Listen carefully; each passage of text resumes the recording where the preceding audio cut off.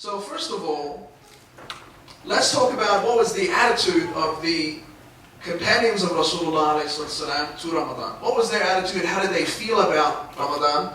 And sister's taking a picture of herself and her daughter. This is very cute. So what was the attitude of Sayyidina Muhammad ﷺ and the companions about Ramadan? And before we talk about what their attitude was, we should all already know that whatever their attitude was, that's what our attitude should be. Agreed?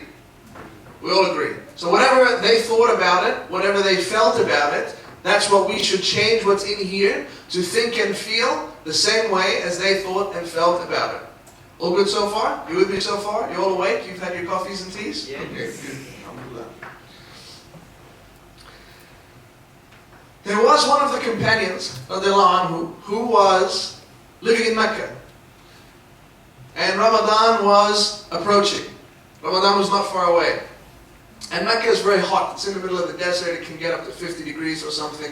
And so he thought to himself, you know what, Ramadan is coming. I'm not going to be able to eat or drink. So what I'm going to do is I'm going to travel and go to Taif, which is not too far away. And it's much, much cooler. So instead of 50 degrees, it might be 25, 30 degrees. So he said, that's what I'm going to do to make life easier for myself. I'm going to go and I'm going to fast in Taif instead of Mecca. Makes sense so far, right? He's a clever guy, mashallah. May Allah subhanahu wa ta'ala be pleased with him. So he started on his journey and he's traveling from Mecca to Taif just for the purpose of living in Taif for 1 month so that his fasting can be easier for him so it's not so hot. And on the way there, he meets an Arabi, he meets a desert nomad going the other way, going in the opposite direction. And he says, Assalamu alaikum wa rahmatullahi wa barakatuh. Alaikum assalam wa rahmatullahi wa barakatuh. Brother, where are you going? He said, I'm going to Taif. Why are you going to Taif? I'm going to Taif because Mecca is so hot. It gets up to 50 degrees and it's going to be difficult for me to fast in Mecca, so I'm going to make it a bit easier myself. I'm going to Taif. Where are you going? He said, well, I'm going to Mecca. He said, why? Why? It's really hot in Mecca. It's 50 degrees. You're not going to be able to drink. And this desert nomad had such an understanding of Islam, he shook his head and he said, I'm running away from the heat of Jahannam. So I'm going towards the heat of Mecca. So he wants to be in a more difficult situation in Mecca. He wants to be in the heat of Mecca so he can get more reward. Because being in the heat of Mecca and not being able to drink while he's fasting in Mecca is going to get him more hasanat and more reward with Allah subhanahu wa ta'ala, and that will make him further away from Jahannam. That was the understanding that he had. So, as we're talking today, keep thinking about your attitude towards Ramadan and your attitude towards fasting. And if it's not the right attitude, don't be disheartened. Don't feel down. Don't feel that there's something wrong with you. Just change it. It's exactly the same as intentions. We all know actions are judged by their intentions. We all know that. Sometimes our intention is not the right intention.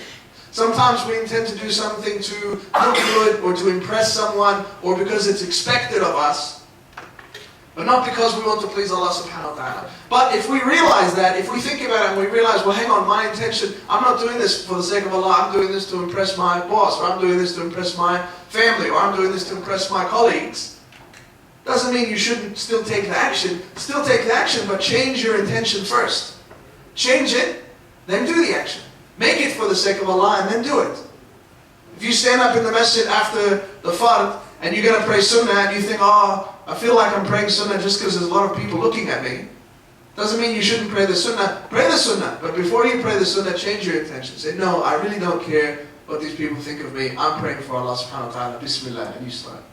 So it's the same thing. So if you find that your attitude is not what it should be, don't feel bad, just change it. Let's talk about an example that I want to share with you, and it's relevant to all of us. There was a man who was a Muslim, and he used to commit sins regularly. But he had some fear of Allah in his heart, and he didn't like that he used to commit sins regularly. He didn't like that about himself. He wanted to change it. He wanted to do something about it. He wasn't just going to get depressed and sit at home. he was going to do something about it. So he said, well, I need some motivation. Maybe if I go to the Sheikh, he will give me something to motivate me to be a better Muslim. So he went to his Sheikh, and he said to the Sheikh, oh Sheikh, this is my situation. I disobey Allah subhanahu wa ta'ala too much. I don't like it. I want to change. Can you tell me something, anything, that will motivate me to be a better Muslim? That will motivate me to obey Allah subhanahu wa ta'ala and not to disobey Him. Tell me something. Give me some fuel. And the Sheikh said to him, okay, what you need to do is sin. You can sin as much as you want. You can disobey Allah as much as you want. But don't eat any of Allah's food. And the man said, I can't. How can I? All of the food is Allah's food. If I don't eat anything, I'm going to die. And the Sheikh said, well, shouldn't you be ashamed of yourself? That you are eating and drinking every day of your life and you're disobeying Allah subhanahu wa ta'ala? He said, okay, forget that one. Oh, disobey Allah subhanahu wa ta'ala as much as you want.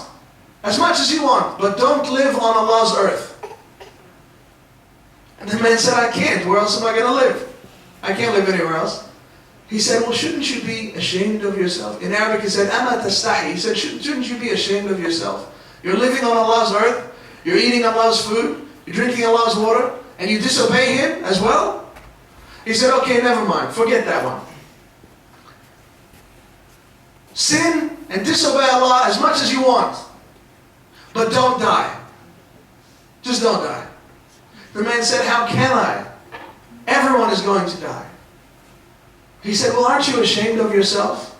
That you disobey Allah subhanahu wa ta'ala and you eat His food, drink His water, live on His earth, and you know that one day your life is going to come to an end and you're going to meet Him? He said, okay, forget all that. Forget all that we said so far. Do disobey Allah subhanahu wa ta'ala as much as you want. But when the angels of death come for you, don't go with them. Tell them that you're busy. He said, I can't. How can I? He said, well, shouldn't you feel ashamed of yourself? He said, well, forget all that. And when you stand in front of Allah subhanahu wa ta'ala to be judged, say, oh, I don't want to be judged.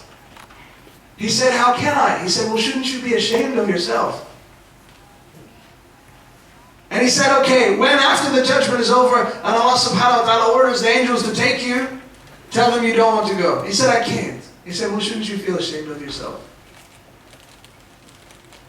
Think about everything that Allah subhanahu wa ta'ala has given you. Really think about it. I don't mean think about it in the next 10 seconds. I mean when you leave today, when you go home, before you go to sleep at night, think about it. How much do you have that you did not earn and do not deserve? So if we have some trouble obeying Allah subhanahu wa ta'ala, we need to put things in perspective. We need to put things in perspective for ourselves. Do you know what it's like trying to thank Allah subhanahu wa ta'ala enough for everything He's given us? Imagine yourself standing on the sand on the beach. Who's ever been to the beach? Yeah, alright, you're awake. Trying to thank Allah subhanahu wa ta'ala enough is like you're standing on the sand of the beach. Imagine yourself standing on the sand. The sand is between your toes. You're looking out over the ocean. Now imagine I tell you, for you to thank Allah enough, you have to take this sand and fill up the ocean. Go. Off you go. Go ahead. Whenever you're ready. It's never going to happen. Imagine taking fistfuls of sand, bucketfuls of sand, shovelfuls of sand, truckloads of sand and pushing it in the ocean. Is it ever going to get full? No. So let's get our attitude right. And let's understand what we're dealing with.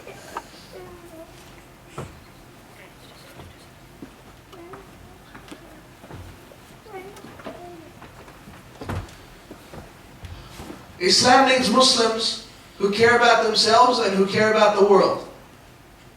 The world right now is in trouble. As you can see, every time you turn on the news. So Islam needs people who care about the world and who care about humanity. And how can you care about the world and care about humanity for the sake of Allah subhanahu wa ta'ala is by being the best Muslim you can be, which as we said is the same as being the best human being you can be, but not doing it in secret. Don't hide the fact that you're Muslim. This is called da'wah. When you are sitting with university friends studying and it's time for your salah, don't say, oh, excuse me, I have to go to the bathroom. Don't do that. Say, excuse me, I have to go pray. I'll be back in 10 minutes. They'll say, pray? What? You say, yes, I'm Muslim. We pray 5 times a day. It's time for one of those prayers now. I'm going to go pray. I'll be right back. I'll see you guys in a bit. That's da'wah. Believe it or not, that's da'wah. That's the best da'wah. And then you go and come back. And this happens time and time again. And then you're sitting at uni with your friends and they go, let's go get some lunch. You go, look, I'll come with you, but I'm not going to eat anything. Don't say, I'm not hungry. Say, because it's Ramadan and I'm fasting. What? What? Ramadan. It's the name of one of the lunar months. And in that month, we don't eat between sunrise and sunset. Oh, okay. You sure? Yeah. That's it. That's da'wah. That's not forcing it. That's not forcing our beliefs on anyone. That's just being honest about who we are. And then over time, those people will know that this person is a Muslim who is practicing. Yes, they pray. Yes, they fast. But they're not crazy. They don't have to kill anyone. And out of your 10 friends that you're sitting with, when you say, I'm going to go pray, 9 of them will say, okay, no worries. Weirdo. No, they'll just say no worries. But one of them will say, pray? How? Why? And you'll say, well, it'll take a long time to explain. You're welcome to come and watch if you like. Okay. This is the prayer room that the university has assigned for us. There's some free books there if you want. Okay. I can just take one of these? Yeah, you can take one. Okay. That's da'wah. And the women, the Muslim women who are covering their hair, they are doing this 24/7. So let's all give them a round of applause. I'm serious. They are doing this 24/7. As soon as anybody sees any one of these sisters, they know that this person is a Muslim. So she's an ambassador for Islam 24/7. But the guys on a university campus, I was a uni student once, I know what goes on. I was a uni student for a long time. So, are we really as men, I'm talking to the men now, are we really as men going to let the sisters carry all the burden by themselves? Are we going to let all the sisters work while we don't? And we do nothing, we put our feet up. That's not acceptable. And once the people around you know that you are Muslim, and know that you are practicing, and know that you are a good person, when their television tells them, hey, Muslims are terrible people, they'll say, no, they're not. That's rubbish. I know Muhammad at uni. He's alright. He's cool. We hang out. I know Maryam. I know Sophia. I know Ali. I know Ahmed. That's not true. It's that simple. There are 1.7 billion Muslims in the world. If people in the world don't know the real Islam and what Islam's about, whose fault is it? Right. You and me. It's our fault. If the TV tells people Muslims are terrorists and they go, oh my God, Muslims are terrorists, that's me and you have failed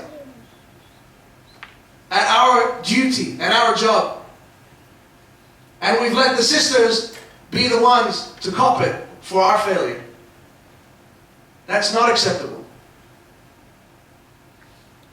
So, don't worry about what you did before today. But after today, I expect everyone in this room to be Muslim and proud of being Muslim. Not ashamed of being Muslim, proud of being Muslim. Being a Muslim is a good thing.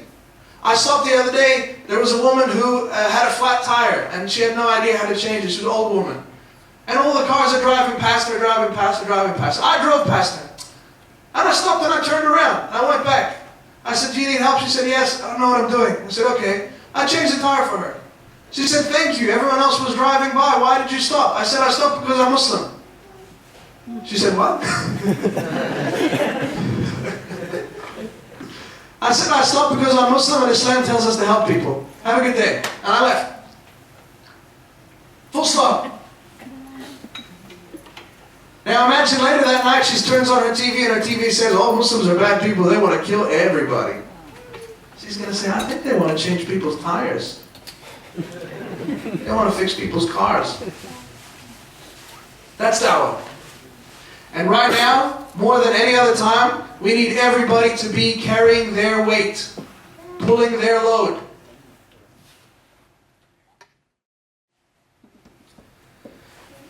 In the Quran, Allah subhanahu wa ta'ala, when He addresses the believers, He always says, generally, Ya ayyuhalladhina amanu. It's at the beginning of lots of verses. Means, oh you who believe. Oh you who believe, such and such and such. Instructions come after. But He says, Ya ayyuhalladhina amanu. Now when you look at the translation in English, it says, oh you who believe. But what's not clear when you look at the translation is Allah subhanahu wa ta'ala, when He says you, in Arabic He says you plural, which means He says you the group, not you the individual. If Allah subhanahu wa ta'ala was talking to you the individual, He would say Ya ayyuhalladhi amant. Right? The Arabs will confirm. The Arabs have confirmed. It's unanimous. Ya ayyuhalladhi amant. He would say, oh you the individual who believe. But He never says that, not once. He says, oh you who believe. Now tell me, we're all smart people in here, inshallah. Do you think that anything in the Quran is random or by chance? Or a mistake or an accident or a coincidence? No. So when Allah subhanahu wa ta'ala is addressing the believers as a group, that's actually an instruction for you. To be with the group. To be with the ummah. Sayyidina Muhammad said, be with the ummah, be with the majority, because the wolf attacks from the stray sheep. The sheep that's by himself or by herself, the wolf will take that one. So when Allah subhanahu wa ta'ala is saying, oh you who believe, He's talking to all of us together. So ask yourself, are you together? Are you approaching the brothers who are in charge and saying, what can I do to help? I want to volunteer. What events are we doing? If they say, oh, we're not doing any events, you say, why aren't we doing any events? Can we do some events? Can we help someone else with their events? Can we go and set up a dawah table somewhere? Can we go to the Islamic Information Center and see what they need? Do they need someone to clean? Do they need someone to cook? Do they need someone to hand out flyers? The group, the ummah, is where you should be according to Allah subhanahu wa ta'ala. Not according to me. Don't believe anything I say. But you will believe everything that Allah subhanahu wa ta'ala tells you and that Sayyidina Muhammad tells you. And Allah says, you as a group of believers. So think about that. So, do we have some understanding of what our attitude should be about Ramadan? Do we? I need you to give me something. You know? Yes. Do we have some understanding of what our attitude should be about Ramadan? Yes. Some. Now, what are we going to do about it? So we know we don't want to be one of those people who is, oh, Ramadan is coming. We know we don't want to be one of those people. We know we want to be with the ummah. We know we want to do dawah every day of our lives. No matter what you're doing, you can be doing dawah. Everything you are doing should be dawah. And believe it or not, that actually makes you a better person. Because if you know full well that you are representing Islam, you will think twice before making those little mistakes. You will.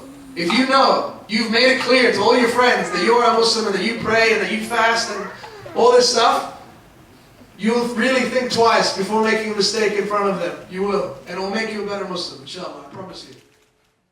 There's an unlimited amount of gold medals when it comes to Islam. So, set your goals and don't be soft. Don't say, well, I'm going to pray my 5 times a day and I'm going to pray one sunnah a day.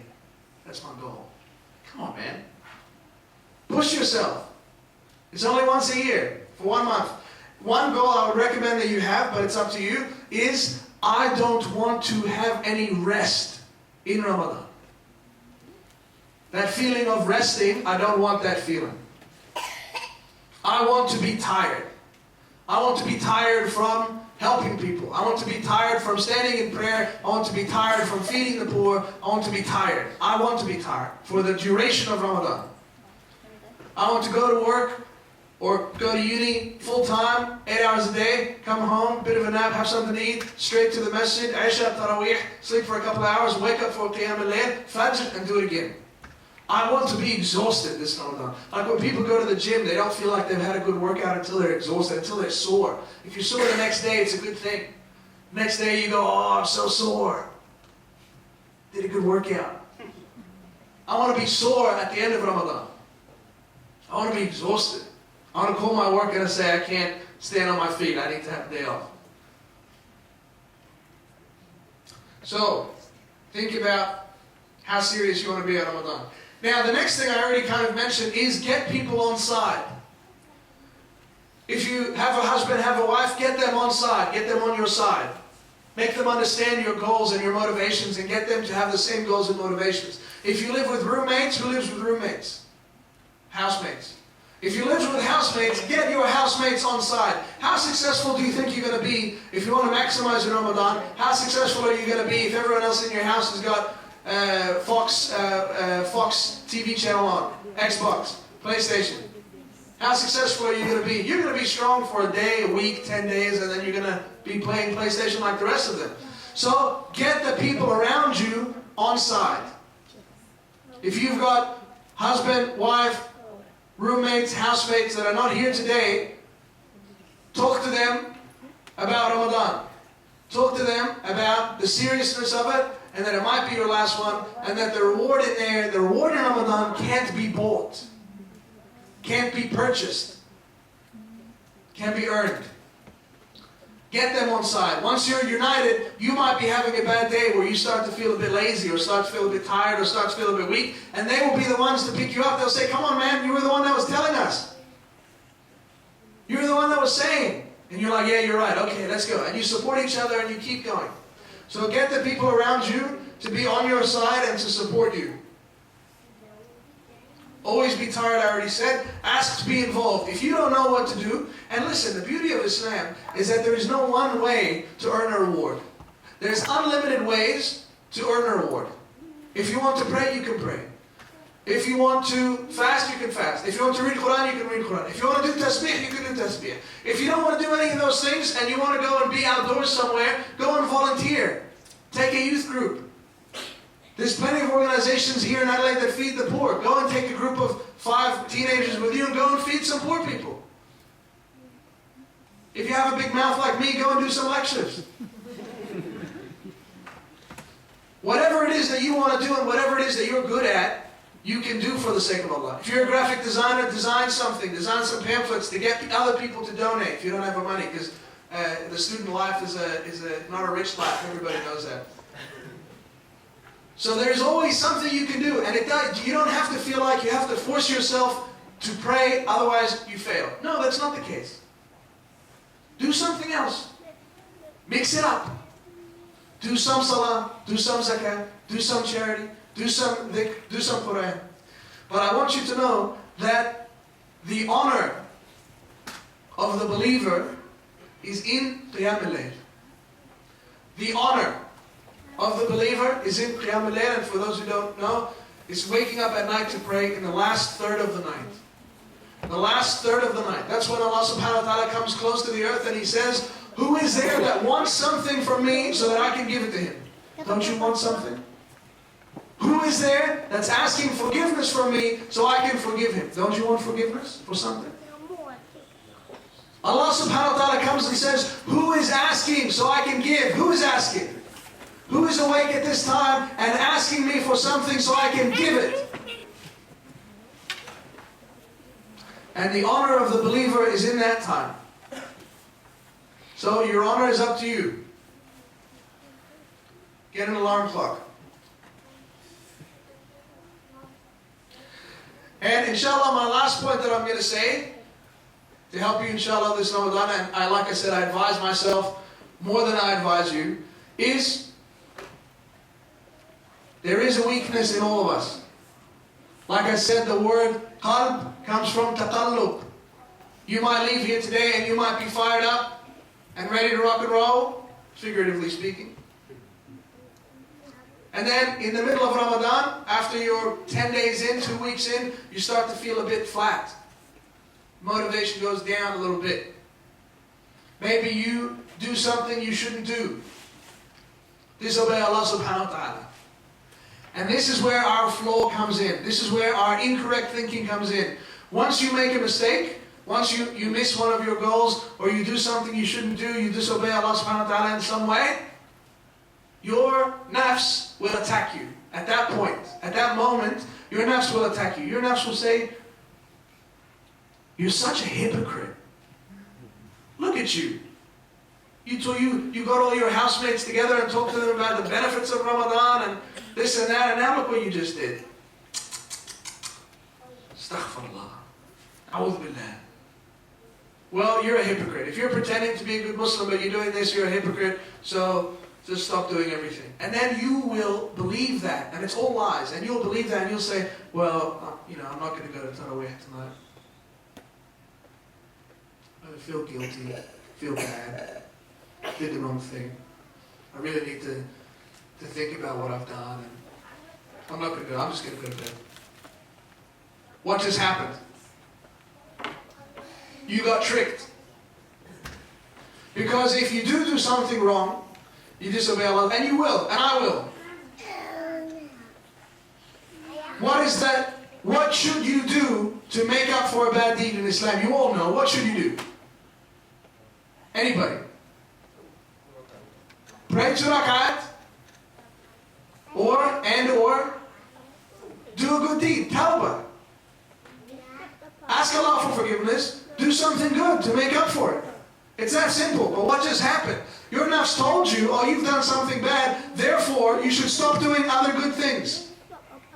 Doesn't make any sense, according to what we know about Islam. You do something bad, do more good, not less good, more good, to make up for what you've done.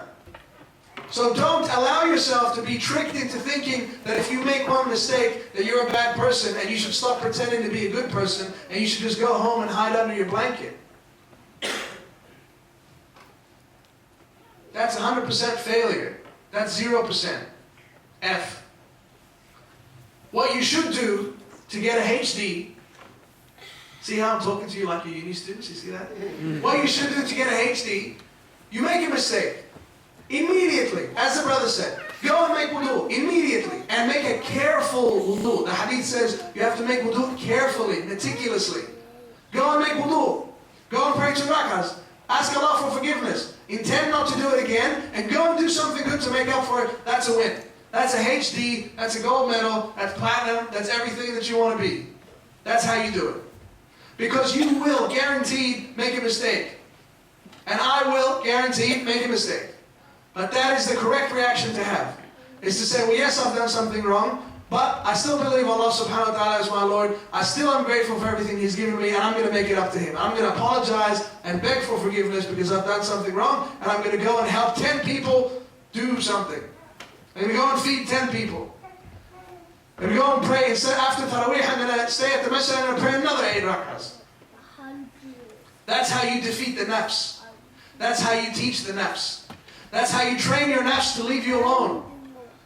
When your nafs tricks you, when your nafs pushes you into weakness and into disobeying Allah subhanahu wa ta'ala, you say, okay, you think you've won? I'm going to show you. I'm going to punish you.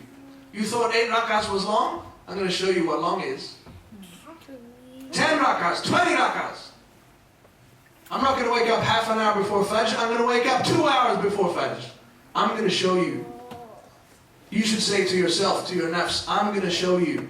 If you are pushing me to be a bad human being, if you are pushing me to be a bad Muslim, I will show you. I will show you. And force yourself to be, and then eventually your nafs will give up. You say, oh, nafs is going to say, well, we might be able to push him to do this. Well, if we do that, he's going to make us stand up for 5 hours tonight. Let's just leave him. That's how you win. Don't allow your nafs or shaitan to derail you. If you fall, get back up. If you make a mistake, apologize and keep going. Can you imagine, this is an attitude that we only have about Islam. Can you imagine if you were in your job or in your studies or in your PhD and you hand in one assignment and you don't do very well, you get a pass on your assignment. Do you get your assignment back and you go, oh well, looks like I can't be an engineer, I quit. Looks like this PhD is not for me. My supervisor said my writing wasn't good enough. I might as well quit. I should stop pretending to be an engineer. I should stop pretending to be a PhD student. This is silly. But why do we let that same silliness come into our Islam? Oh, look, I did such and such. I should stop pretending to be a good Muslim. I should go and shave my beard. Well, what are you talking about? Keep going. Yeah, you made a mistake. Learn from it. Apologize. Istighfar, tawbah, 2 rak'ahs, good deeds. Keep going. Help a lady change her tire. It'll freak her out. It's hilarious. No, she'll love it. Get someone back on the road. Help someone. Someone broken down. Stop and say, do you need to make a phone call? Whatever you need to do. So the moral of the story is, don't be derailed. Keep going. You are on the train tracks. You are going to Jannah, inshallah.